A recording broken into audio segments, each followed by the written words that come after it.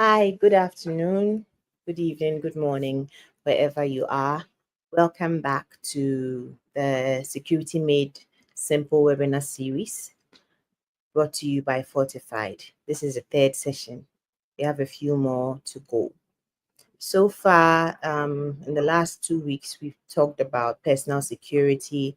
We've talked about security in your office and your home. We've also talked about data security, so how to keep yourself safe pretty much. Today, we want to look at something different. We're going to focus on the security and safety of our children because that's also a priority, like it's top priority for us. And we've got 3 panelists today, actually make it 4, who would be taking us through different aspects of protection for our children.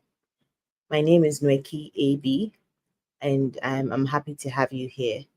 Today we have Jonathan Ajiman, the CEO of Fortified, on the panel. We also have Richard Hansen. He's a telecoms engineer and technology enthusiast who specializes in network testing, optimization, and project management. As a trained economist, he has experience in both social and health research as well as marketing research. And he's also a minister with a particular focus on youth and teens. His interest in children extends beyond their spiritual well-being to include their social, mental, and environmental well-being. So Richard is here to talk to us about how we can raise our kids to be security conscious, and also tell us about simple security measures we can take to ensure the safety of our kids. We also have Dela Duque, who's a health and safety consultant. He's an expert in safety and security with extensive experience in emergency response planning, security management, and occupational health and safety. He's certified in first aid, CPR, and ADE, and has a proven track record in risk management and implementing safety solutions for businesses and the public. He's a public health educator and advocate. He's also a reseller for ISO MS certifications. Then finally, we have Betty Grace Aintree. She's a proprietress of Hillbrook Learning Institute, and she's passionate about shaping young minds, which is why she runs a school with her husband, where they create a nurturing environment for learning and growth. With dedication to education and community development, she inspires and empowers future generations to reach their potential. So you're all welcome to today's show. Um, so I see Mr. Jonathan Ajiman, Dela is here, Betty Grace is here. We don't have Richie here yet. I'm sure he'll join us shortly. Welcome, lady and gentlemen. Let's just Hello, thank you. You're welcome. We'll just start with Betty. So Okay. as the proprietors of a school, can you tell us some of the common risks or common security risks faced by kids to going to school, leaving school, and then whilst they are in school? Do you Yes. get what I'm saying? Yeah. Yes. Um. So first would be dangers risks they face on the way to school, which would be transportation. Um. So we are talking about those who go to school by themselves, and then those who go to school who are sent to school by their parents. The next would be the dangers faced in school. And then the next portion will be the dangers faced on the way from school. Okay. So, getting to school, parents, will be parents driving, conversations on the road. Let's start from young children. Transporting young children between the ages of, let's say, 0 to 4 years is a little tricky. And so parents will have to be focused on say strapping them in. The thing that keeps coming, I'm trying to give background, but then advice to parents: if your child is younger than 2 and they use a car seat, this is I'm a little I'm trying to find my bearings, but then if you use a car seat with your child, it's not advisable to take them to school in the car seat. You're supposed to get them out of the car seat, and then maybe they are sleeping, you put them in a bed or a cot or a mat, whatever, because car seats are have proven fatal when they are not in the car. The next thing, but my main concern, what I'll really focus on is dangers in the school because that's where I work. Um, the first would be physical, then we go to their emotional, then we go to the psychological. There, so physical would be accidents like that. Schools, I don't know. I think I would say children have angels guarding them. But apart from that, I'm really sweating. Apart from that, schools have really gruesome accidents. So what parents are how parents I'm addressing parents, I assume.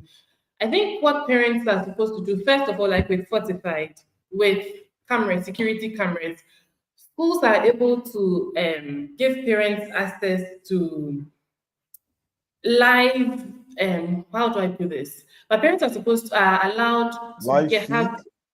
live feed, thank you, where they see what their children are doing in the class, parents can follow, and so it should extend to playgrounds and areas like that. If live feed is not possible, then if there are CCTV cameras around, all the better. So it will be best for parents to ensure that whichever school their children are going to, that CCTV cameras, there's surveillance going on. It goes both ways. It helps the school and it helps the parents too, because there are times when the school will get a complaint from the parent and it turns out it wasn't right. And it's proven only because of CCTV cameras. And then at other times too, there are things that happen in the school. The school doesn't know. A child will go home, maybe they are hurt.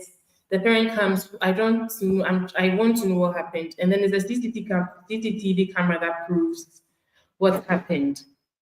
So those are physical accidents. And children have a knack for getting into accidents, as we all know. But when we get to school, like we keep telling teachers, we are the adults here. The children are children. That's why they're in our care, and we're supposed to protect them.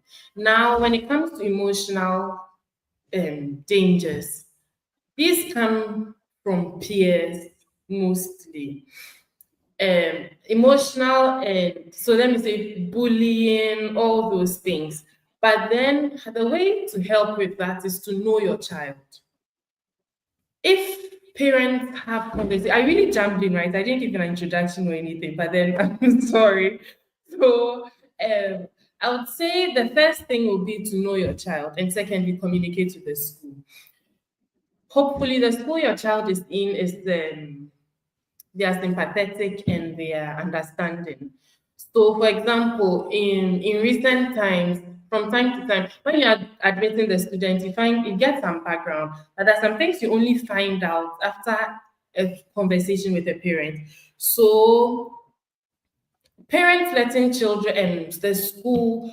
I'm not saying tell all the teachers and everybody in administration. And the people who have influence in the school should know the child's background. If there's anything they suffered in the past, there's any domestic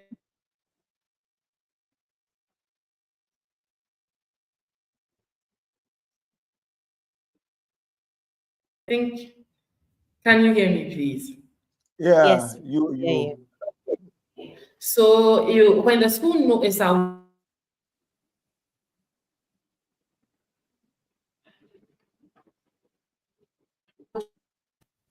they'll treat the child should I say differently, or they'll give the child the help they need.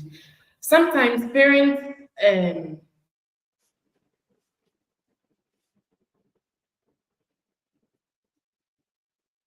Okay, so I think Betty is telling us about the need to a lot make the of time school with children aware in of the any trauma a child may have suffered or any yes. incident in the child's history that could be Yeah. causing some kind of emotional, or that may cause them to require a certain level of emotional support so that the child will have whatever is Yes. required. Is that right, Betty? Yes, Okay. yes, yes, that's what I'm trying to say. When the child is being admitted, we get generic information. It's the same for everyone. Medical history, parents, pick up some things. But then there's some cases where we need a little more background, we need a little more information. So that, for example, if a child is punishment, they are going to be detained, and the child has some trauma in the past, they cannot be put in the same under the same punishment as other people. The school has to know these things. Now, when it comes to so let's talk about bullying and other things. I would say the teacher, the parent, what I would advise the parent to do is to know your child, because when your child is suffering, the parent generally knows. The parent should be able to detect that something is going wrong and then follow up with the school. It looks like this and this is happening. Normally, if we are not careful, it feels like an attack on the school that, hey, you're not doing this well and my child is suffering. But then, even though that may happen, your child is way more important than impressions created.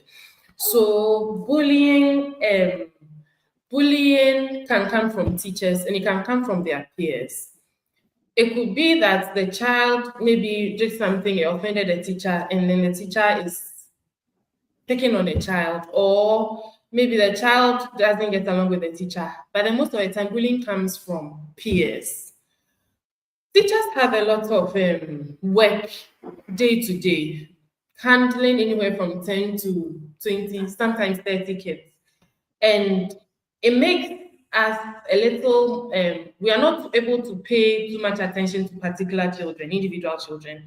So in this case, I would say parents would have to know their child, have conversations with their child, and then follow up.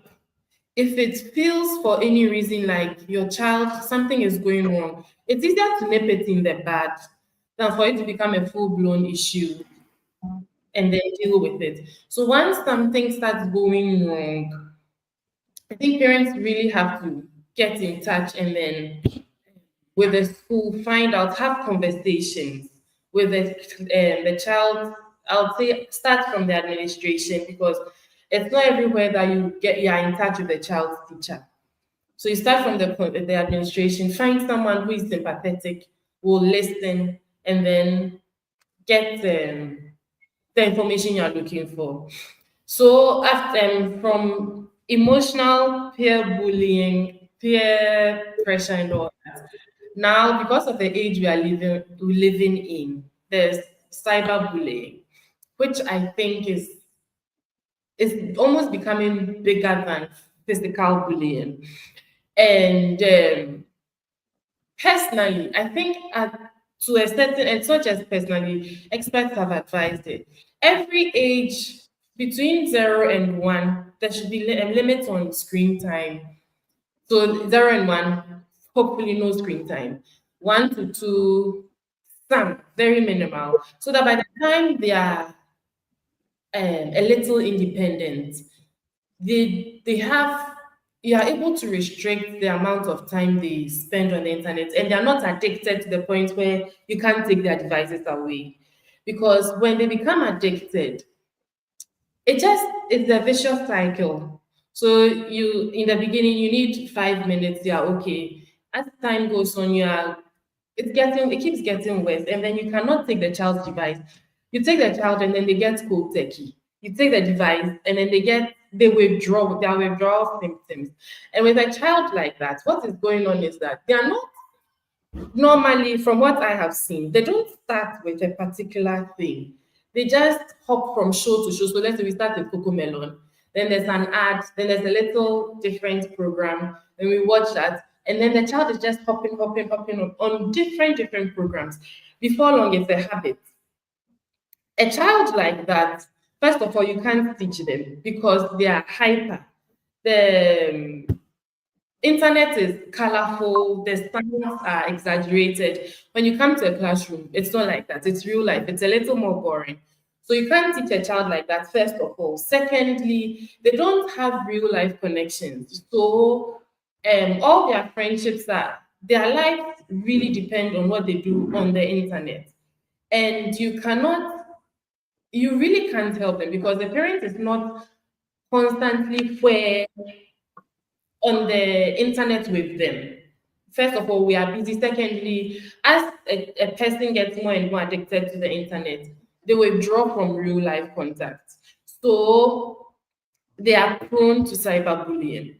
And cyberbullying I think, because we are of a different generation, we didn't grow up with internet and all that.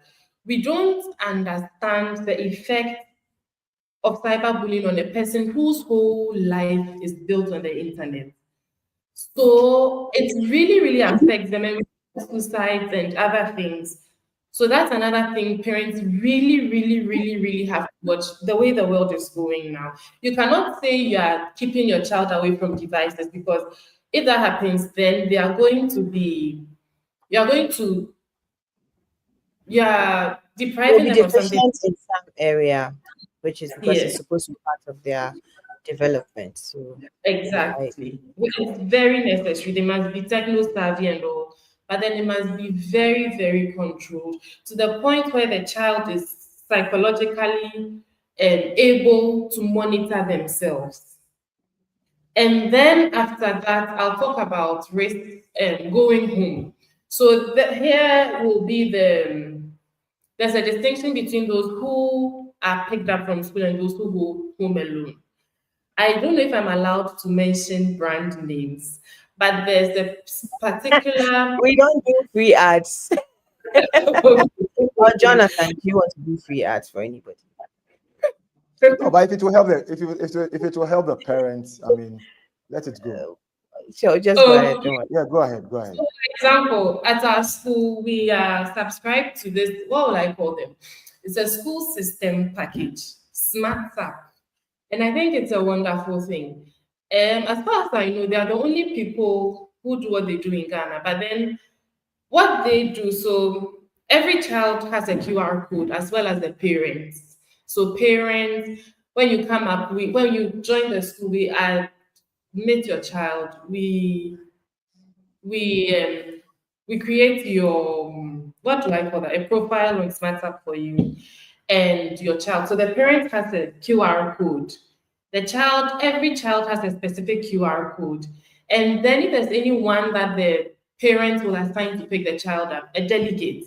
Every delegate has a different QR code. What this helps with is once the child gets to school, we check them in.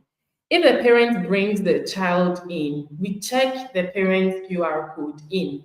And then everyone who is registered on SmartApp and is associated with that child will get a message that this person brought the child in. If the child comes in themselves, we scan the child's QR code, and then everybody gets a notification that this child brought themselves into school and they got in at this time.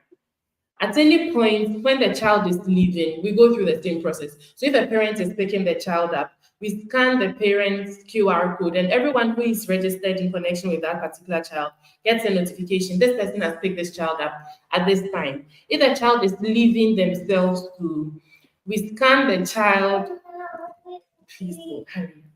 We scan the child, we check the child out, and so everyone will get a notification that this child has left the school themselves. And this really helps. The delegates, I'm starting to talk like I'm talking to my parents, but it's important to make the school aware of everybody who is allowed to pick the child up. normally, I think it's not just that schools have a problem with this because parents are busy, and then maybe a driver has failed and this has failed. So last minute changes have come inside. But sometimes it's better to be late than to put your child in danger. So if there's a particular person who is supposed to pick the child up and for some reason they are not able to go, it will be better to call all the people in the school who are responsible for the child and let them know that someone else is coming for this child.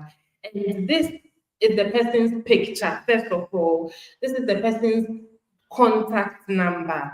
If all these things are not done, it's possible there'll be a time when you don't want a particular person. Maybe there's a driver who has been picking the child up, and you don't want them to pick them up today for a lot of different reasons. But the school doesn't know, and the driver comes, and because we all know the driver has been coming for the particular child, we give the child to the driver, and from there anything can happen. So I will advise parents, those of us who are listening, if your school doesn't have anything like that, things like that exist, please let them start looking into them. It really, really gives you peace of mind. There's so many features on that thing, but then for the child's safety and security, I think it's really, really helpful. Talking about that, what I'll say is those parents whose children come to school by themselves, should be careful and should make it a point to ensure that their children don't go anywhere on their way to school. So, for example, sometimes parents will give their children money. You can buy a snack yourself on the way to school. It's not advisable at all. Because different things could happen on the way. But then what ends up happening sometimes is the child knows sometimes I buy things from my own. So even on days they are not going to buy anything, they use that as an excuse and go elsewhere. And there are so many things that could happen in situations like that. So, advice to parents, as much as possible, make it a rule that on the way to school, you don't buy anything.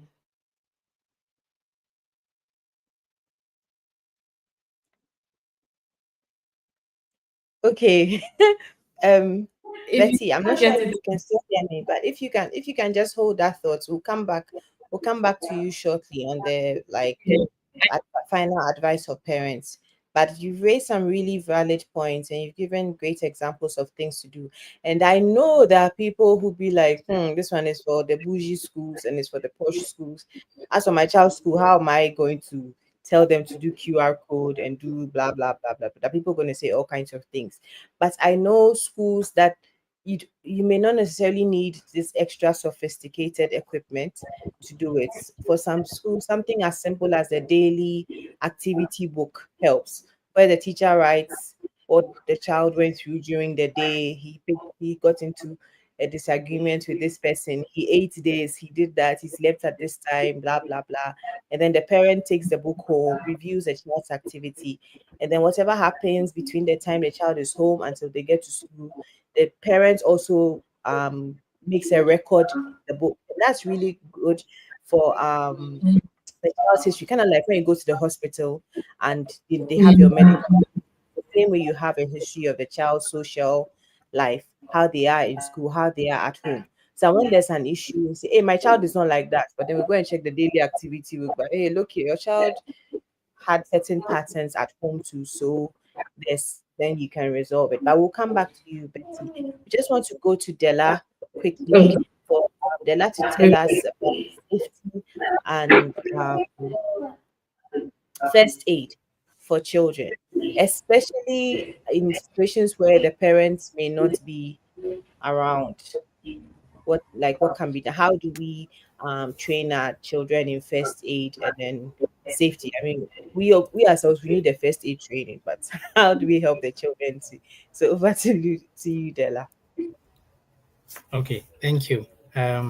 So I'll just piggyback on from where Betty left off. Uh, she started by talking about the risk from transportation, transport of the kids, and then accidents. So I'll just take it up from there, and then it fits into exactly what I need to discuss. For us, I'm here to talk about the physical or medical emergencies that may happen, and how you can respond to it as a first responder, or what what skill set you need, how competent capacity you should the skill set or capacity you need to have in order to be able to respond to these uh, incidents, or let me say emergencies, as timely as possible. First aid is also about time. So one of the things, I mean, talking from the foundation of a school provider, or let me say from an environment of a school, I'll use that as an environment. And so, first thing I'll ask Betty is, how equipped are you at your school with first response? That's the critical element that we should have. And it is not just about having a first aid kit, but the critical element is how have you trained first aiders, or let me say first responders within your school? Usually we talk about the facilitators, or let me say the teachers. And then when you have um, children, let's say 7 year, 8 year, 9 year old, you can also train them as well in order to be competent, because they can recognize the emergency and then be able to respond to it when they um, witness such emergencies. So let's say a child is bleeding, or a child, you have a children toys and all that. We'll play with them. Sometimes they swallow these things. When they choke, what do you do? Or what can the neighboring child do? Observing that this child is choking, is severely choking, and has this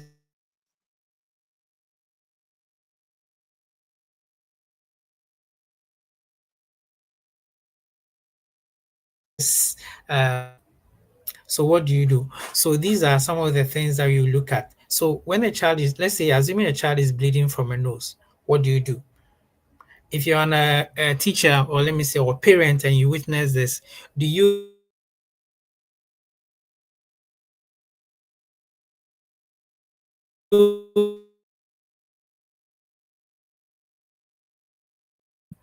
so usually, I mean, we will hold the nose and then tilt the head back, but that is not the right way. You rather lean forward and then pinch the nose very hard with your mouth opened, so that you can breathe through the mouth whilst you stop the bleeding by leaning forward. So that is what What's you the you risk want. if you do what we have been doing?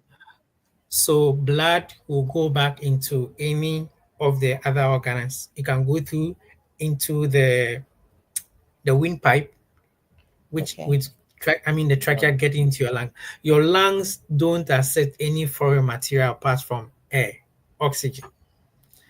And so Okay. anything that tries to find its way there, that is what you call choking. So it is not when we Okay. swallow a big we swallow a big maybe fufu, and then, or maybe say banku, and then the thing chokes us from the esophagus. No, in this case, it finds any foreign object, usually a solid thing, that will find its way into the windpipe, and tries to block the flow of your breathing, that is choking. And there's a way to go about that when you even identify that. So usually, let me just put this across. Usually when anybody is choking, they will put up this sign. They will involuntarily do, I mean, hold their neck with this. So just note that at that particular instance, this person is choking. That is a severe kind. If this mild, usually the person, by coughing, the reaction is just to cough out whatever it is. So Okay. this is what happens. If you are drinking water, for instance, when you try to drink water like this, sometimes it finds its way into your windpipe, and so you involuntarily start to cough. It's a natural way of bouncing back, or let me say, reacting to any foreign material that is finding its way into the windpipe. So that's one of the way. And then for an infant, that is um, a 0 to 1 year old, that's Mm-hmm. an infant. This is basically, what do you do? So I'll be showing a video on how to deal with that, and there's a way to go about this. And like I was saying, these things you have to be trained on them. So Betty, for instance, your facility needs to train your teachers on these first aid responses, especially where you are dealing with kids. Kids are high risk of choking. That's one of the things because a lot of the times, most of the playing tools, the kits that you have are all things that it can swallow. So that is one of the high risk. And then the other thing that I'm looking at when you are playing, maybe if they get a sprain, what do you do? So I want to show you this. So this is a first aid kit, right? Um, I believe, I believe we all have first aid kits probably in our vehicles or in our Mhm. homes Mhm. or in a school. So Yes, this is bio. an essential. Yes, yes. So this is an essential first aid kit. You should have a first aid kit that has. It should has, definitely will have plasters. This is the various types of plasters. It should it should have this is it's an ice pack. So when you squeeze it, it turns into ice. So I believe you've seen some before, yes. Mhm. So when you squeeze this, so usually when you have a sprain, probably let me say you've seen footballers get a knock on their calf, and then they've tied ice on the calf. So it is a way to numb the place and reduce the pain. And also, so when you twist your ankle, assuming you twist your ankle, that is a sprain. You have to use something like this in order to relieve the pain while you, and then for a while, then before you get on to have it, if necessary, assessed and then bandaged and then take it to hospital for further assessment or examination. So that is it. So and then let me mention something about one of the breathing problems that you may have. This is a reliever. Usually, we call it an inhaler for asthmatic patients.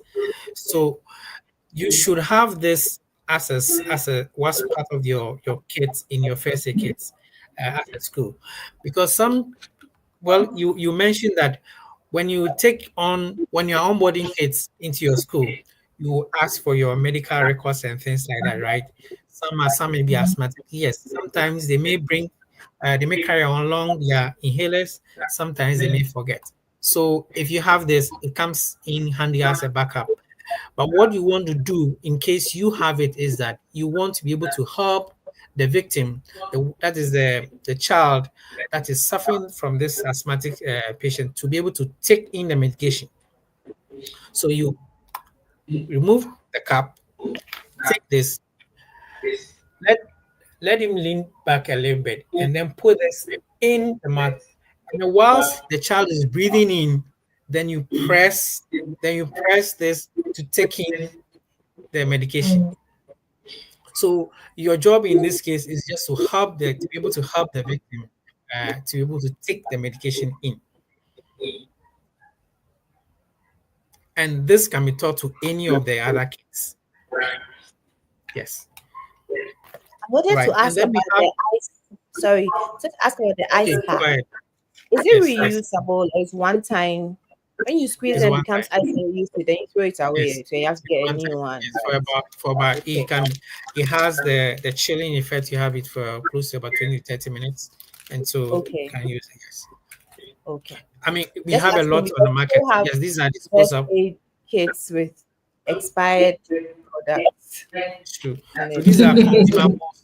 These are consumables that you need to keep restocking in the first aid kit. Okay. And so, and I will say that in when you are dealing with anything that has to do with bleeding, blood, you must wear gloves. So you must have gloves available as well. It's a critical element in order to avoid staining your skin, and also bloodborne pathogens, introducing bloodborne pathogens onto your skin. I will also mention one thing Sorry, about uh, what's a blood-borne pathogen? so so So when you have your spill from the blood touching your skin, it could react with the external environment on your skin, and then it introduces its own new uh, risk. Let me say diseases, or let me say sickness, or let me say Okay. uh, what I was germs. Let me put that way. Yes, germs. Basically, that's so. These are bloodborne I pathogens. know you're just being nice to me and using gems. It's fine. Yeah, So that's so my. yes, go ahead, please. So the how do you call that thing? The thing The for inhaler. which you say as the inhaler. The reliever, yes, the Yes. inhaler, So yes. if we use it for one child, then probably in the name of hygiene, we'd have to throw it away, right? No, It no, can't be no. used So from child you to don't child. actually. Okay, sorry. So you don't actually have to put it inside, like in the mouth. The person have to. The person's lip not necessarily have to fill up the entrance. So whilst close to your mouth like this, you can just introduce it. When you press it, it let maybe if I press it, did you see Okay, that? Yeah. okay, okay, Yes. Yes. okay. So yes, it goes in as an aspirated or aspirated. It comes out as an aspiration. So that's basically what it is. Got So it. and this one you can use it multiple times. So when you Okay. can press it multiple times before it gets And do you used. use it continuously, or once you use it once, the So child you gets on? can press it three times is fine. The person can inhale it three times. One, Okay. two, yeah, one, two, or three is fine. Maximum three is fine. Okay. Yeah. And then the other element will be this this is called EpiPen, epinephrine pen. So it Okay. does a similar work just like the inhaler. But in this case, we are talking about allergies. We use it for allergies, severe allergies, not just any allergies, severe allergies. You know, some people react to bee sting severely and they could die. I mean, there have been incidents in Accra here where around Ridge, where an old man was walking around the ridge around about and then got stung by where physicians and physicians, what's the name, colleges now, Yes. and then Yes. he Yeah. got stung just by bees, and then later on he died. So Mm-hmm. this is one of the things to use, and also people react severely to granates, some pineapple, some eggs. So as a school administrator, taking medical records is important. It's so important so that you know what the records you have, and also the measures you can put in place in order to have these sort of uh, medications, or let me say first aid kit, as part of your response mechanism within the hospital, within the school setup. And so uh, basically this what you do is that you hold, you first of all you pull this is safety pin, so it's at the end, you pull it off and then you hold it like this. Okay, and then this is the trainer. This is not the actual. I'm not holding the. So this is the trainer, and then you this. Let's assume this is your tie. This is your tie. The person has to be sitting. Maybe the person has to be sitting to have this done, and so this is your tie, and then you choke it into the tie muzzle. Hmm. When you release it for about 10 seconds, when you release it, it will come out like this. You see the difference. So basically, what I'm trying to say is that when you insert this onto the tie muzzle, you release it, it will come out like this.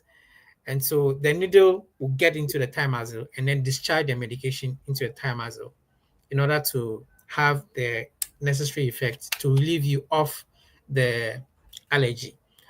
Usually, when it happens like that, you have a swollen tongue, and so that is will suffocate you to death. And so, what you want to do when you inject this, it then relieves the tongue of the swollenness.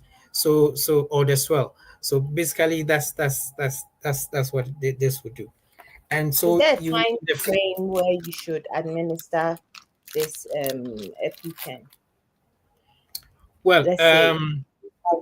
as so as soon as you are able to recognize that this is an allergy, severe allergy that is, and you have this available, just deploy it. Okay. And considering it's first aid, I'm assuming right afterwards you should then get the child to a hospital. Or once you do Exactly. this, it's So fine. You no, don't no, need no. to. So okay, that's a good question. So first aid does not never replaces sending the child to for advanced examination. First aid is supposed to stabilize the victim so that from there on you transport the person to Right. the health facility for further examination. Now that's the place of first aid or a first responder. Now you must also know the emergency lines is important. Our emergency line in the country is 112. So that's the medical National Ambulance Service medical line, and that you should have it as part of your emergency let me say protocol. So usually in your school, for instance, you should have this on board pasted in vantage points where everybody can be able to see that when this happens, these are the numbers to call. You, the administrator, the emergency lines are also inscripted over there, and then any other instructions that you think that will be necessary in order to carry out this. There are informationals where you can also paste when you need to probably do CPR, why and when to do CPR. Um, I'm not sure. I'll talk about that one as my last element. But I wanted to just share the elements. You need a gauze in your first aid kit. Gauze, good gauze. You also need bandages. You need prep pads. So usually you have alcohol prep pads, isopropyl. Some of our local first aid kits we use the liquid alcohol together with the cotton, but this has been already put together as a prep pad like this already. So you just tear it, and then it comes with the paper. It's a cloth, a simple cloth, but it has the alcohol inside already, so you can use it to do disinfect. And then you have this is also a sting relief. If you have, let's say, an insect bite and it pricks your skin and probably itching, you can use this as part of the sting relief as well. It also help sting relief. Yes. So these are some of the. There's also you definitely need the scissors. You need the scissors in the first aid kit. Scissors is always important. There's a blanket when you have a situation where we call a cold situation. So where uh, maybe if you find yourself in an environment where the person becomes very cold, extremely cold, and you need to warm the person, you can also use this is a full blanket. It's a foil, but it's a blanket. It can cover you, Joe, from your head Wow. to the toe. It's Wow. very long. Yes, it's And it very looks so long. small. Yes, it is. It looks very I've, small. I've had to use one before. I was Oh, amazed okay. at it. I Yeah. think we climbed up Afajatu, and by the Okay. time we got, I don't know, for some reason I got there, then I was very cold. I was shivering, like I don't know what was happening. And they had this on hand, and as soon as I was, I was spoiled like people coming to wrap Mm-hmm. me in, but it And it worked. was It worked. effective. Okay. Yeah, it worked. It was really, really good. I see. Yeah. And then you have the mouth shield. So the mouth shield you use when we are doing CPR. So CPR is the exercise you perform, cardiopulmonary resuscitation, when somebody falls into coma, or let me say becomes unresponsive. You've assessed that the person is not breathing. You also assess that the person is not responsive and the person has no pulse. Then you go straight to do CPR. And that is where you, and if you are doing CPR and the person is, all these three elements are happening, then you can bring in this machine. It's called AED. All right, you can play the video. So, so for this video, this is for an infant, right? When This is for an infant. Please go ahead. Play the. Okay.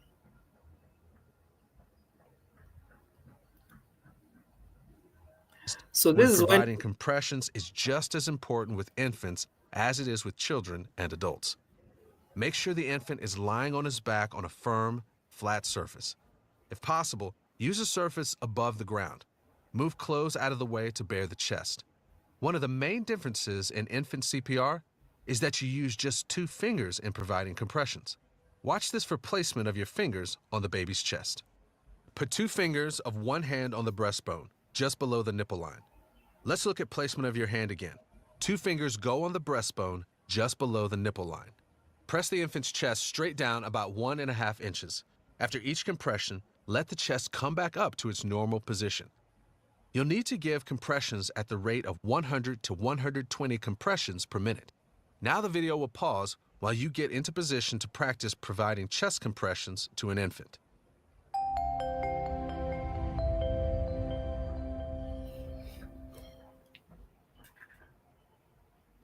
Okay. So okay. This is part of the CPR. So compressions and then giving a breath are 2 activities you have to carry out during a CPR.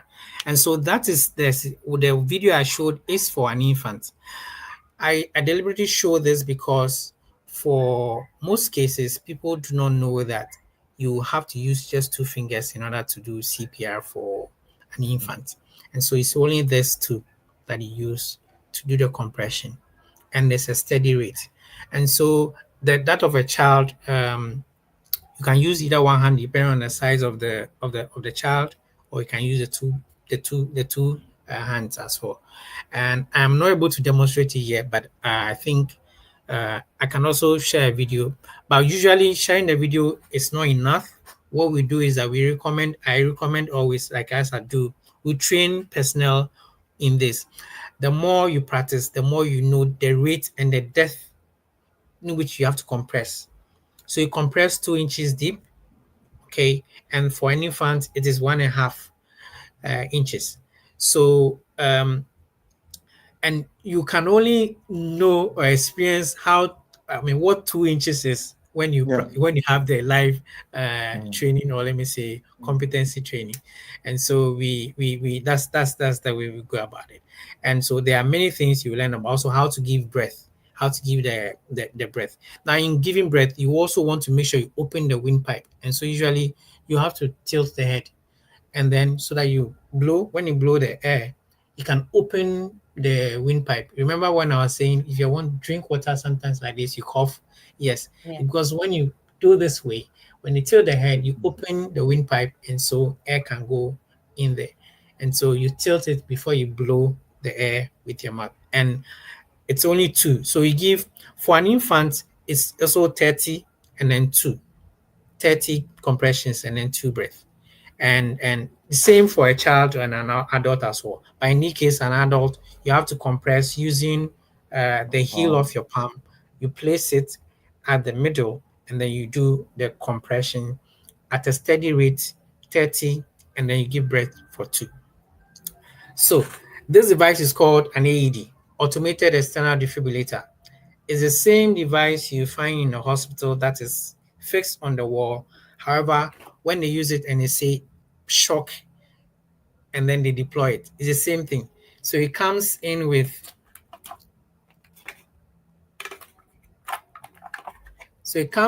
a pad like this, with illustrations on it on where to place it. One goes here and another goes here on the side.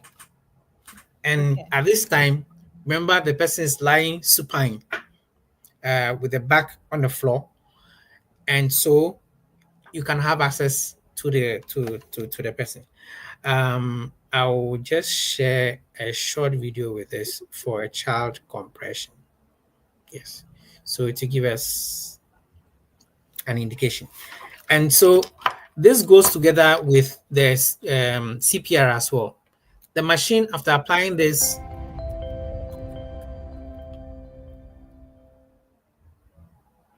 You've learned how to assess the need for CPR and phone 911. Now let's focus on compressions and how they should be done. It's no different than with adults. CPR for a child, pushing hard and fast on the chest, is the most important skill you'll learn. To provide high-quality CPR, you do 4 things. Provide compressions that are deep enough, provide compressions that are fast enough, allow the chest to return to its normal position after each compression, and don't interrupt compressions for more than 10 seconds. Chest compression is the act of pushing on the chest. When you push on the chest, you pump blood to the brain and heart. When providing compressions on a child, use one hand for compressions. If you can't push down about 2 inches with one hand, use 2 hands to compress the chest. Sometimes people don't push hard enough during child CPR because they don't want to hurt the child. However, it's better to push too hard than not hard enough. Let's watch this demonstration and then you'll get to practice. Make sure that the child is lying face up on a firm, flat surface. Position yourself at the child's side. Move the clothes out of the way to bare the chest. Use one hand for compressions. If you can't push down about 2 inches with one hand, use 2 hands to compress the chest. Put the heel of one hand on the lower half of the breastbone. If you are using 2 hands, put the heel of your other hand on top of your first hand. After each compression, let the chest come back up to its normal position. Compress the chest 30 times at a rate of 100 to 120 compressions per minute. The video will pause for you to get in position to practice chest compressions on a child. Okay, so basically that is how we go about a child compression. It's same for adults as well. So like I mentioned, but like I said, this device, the AED, the defibrillator goes along with this.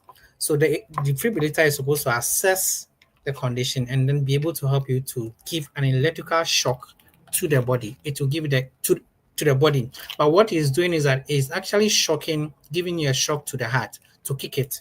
At this point in time, the heart has stopped. Remember, before you can use this, you have to assess that the child is not breathing. It's unresponsive. Now, if someone is unresponsive, it means that the person is unable to blink. Maybe you're unable to even move the limbs. It's not able to talk to you.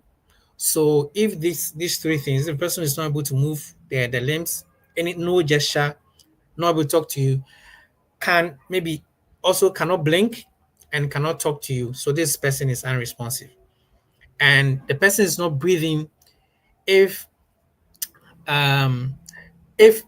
you need to, in order to assess if someone is not breathing, you look at the chest here, this side, for 5 seconds and see if the chest will rise and fall.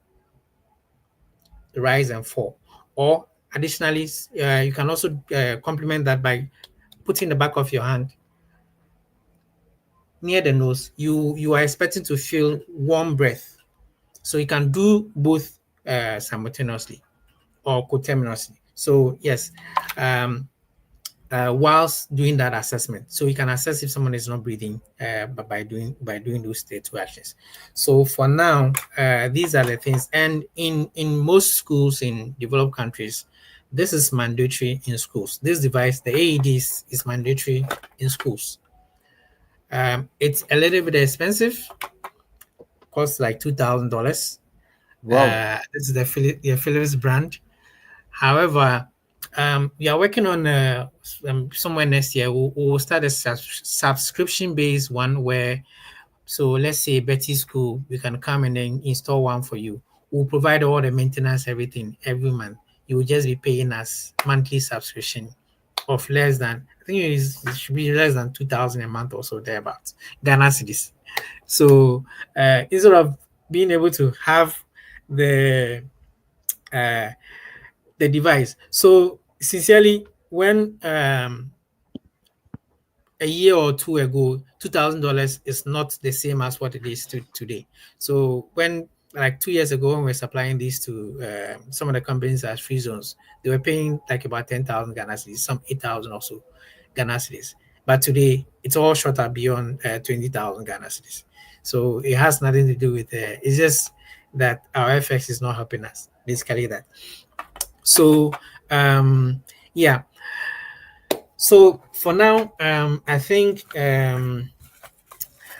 my stress will be on being able to build capacity for the teachers, or let me say facilitators within the school, or let me say those who manage the school, and also some of the team leads within the school. It can be the children as well.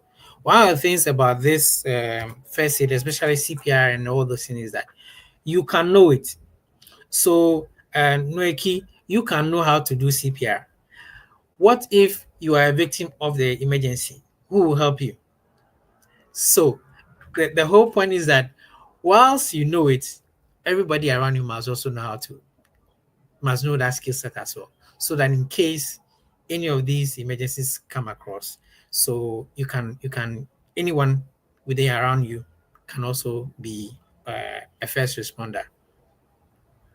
I think I'll pause here when and then we have questions and then we can follow it up. Yeah. Thank you. And unfortunately, our time is fast spent. We are Oh, okay. actually exceeded the time. I think we had a couple of questions in the comments that so Yes, so I Jerry, think Rabna Jonathan, asked if a you good can help. question. Are there trackers you could put on your child? Yes, in the first episode, one resource person mentioned it in the first episode. What was his topic? Was it safety, security? Okay, securing our personal spaces. He Yeah, mentioned beauty for our kids, that and he has a actually there are tracker. trackers. Yes, we have electronic devices. I'm sure almost everybody is familiar with vehicle trackers. It's very similar technology. Let's say it's lightweight, and then you could do it covertly. Sometimes our kids are very adventurous and they might play with it, so it can easily be done. You contact Fortified, we can sort you out on that. I also want to take one comment that came in. I love it so much. It's from Ebenezer Ezali. Yeah, thank you, Jerry. He mentioned how that the QR code system that Betty Great has at a school, and actually, Smart App is a partner to Fortify. We'll be coming up with a lot of their deployments. So that QR code system, you can use to sign your words and track them. He says it's a very good system, and Baumia would have implemented it. I think he would have integrated it with the national ID. So that's Okay. probably if you are going to be citizens and not spectators, I don't know if Ebenezer's comment, then I should put pressure on the incoming government to implement that, right? Anyway, that was just by way of making light of the situation. Yeah, It so those are appears two today comments. somebody sent a memo to the children that today's show is about them. So we've had quite a few children on. I saw Yes, yes, children yes, yes. on I thought you were Betty's, bringing your child for us and to I also have use a for a baby demo. here. Yeah, but No, I thought he was supposed. Is he right? I thought we were bringing him for yeah, a demo. yes. But speaking of, I think we should have we'll have to bring the lab back. We'll probably have a live session.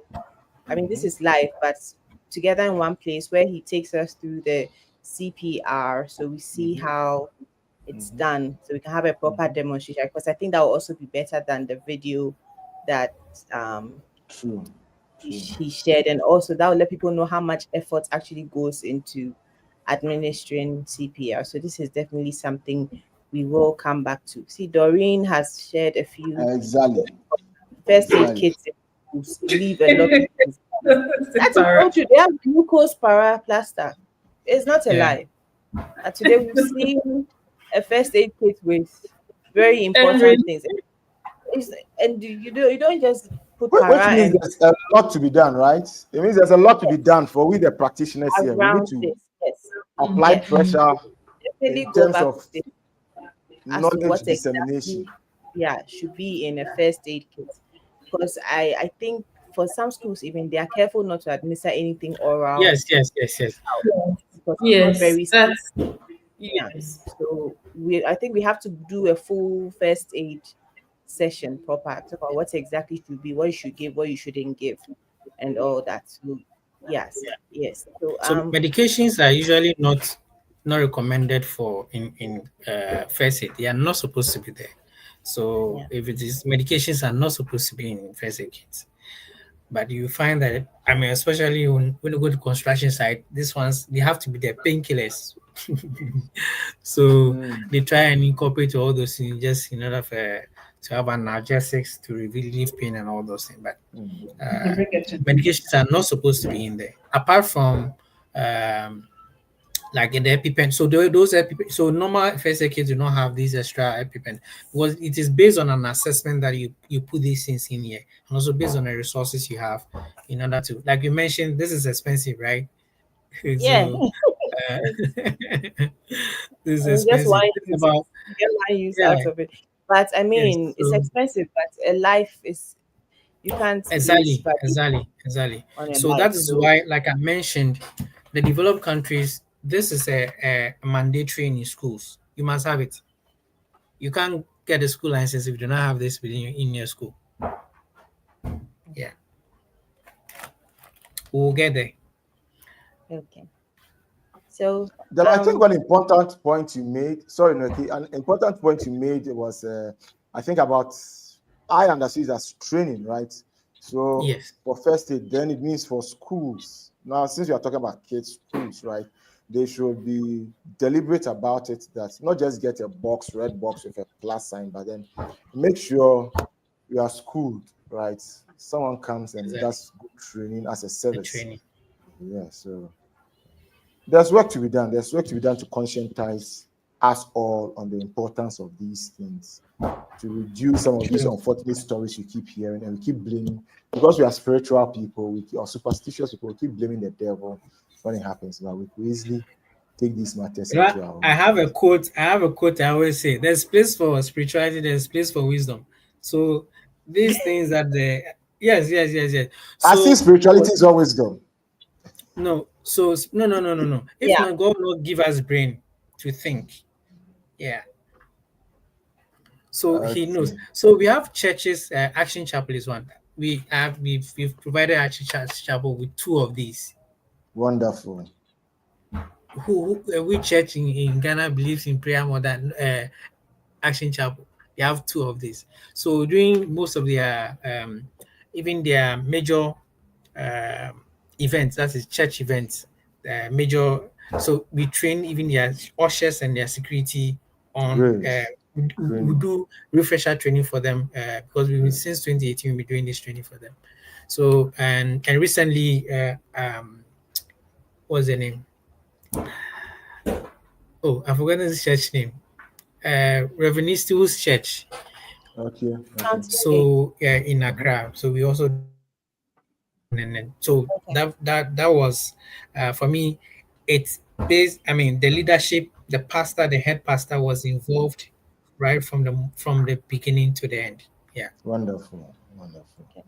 So we have a lot of work to do, as Doreen has Mm-hmm, said, training mm-hmm, and retraining mm-hmm, for mm-hmm, school staff should mm-hmm. be man. And I think not just school staff, Okay. any place where Thank you. children are going to be, Yeah. you should have trained first responders.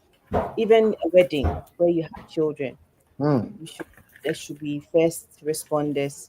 I think over time we should be able to get to that point where Yeah, we take Doreen, you are right. care of children safely. So here at Fortified, we're just going to keep creating awareness and push out more campaigns to create awareness and have people do what they should be doing to keep our children safe. Okay. Our apologies for exceeding the time by 11 minutes, but I believe this has been very insightful and very helpful to all of us. We will definitely return to this topic because it's so, I think we underestimated how much content there was to cover in this one. So we'll definitely bring it back and then go on with more. So if you have any questions, just drop them in the comments. So we'll pick them up in the next session where we'll have a similar topic. Okay, so thank you all for making the time. We look forward to seeing you again next Sunday at 4 p.m. So do keep well, safe, stay out of trouble, and see you again next week. Okay, bye. Bye. Bye bye.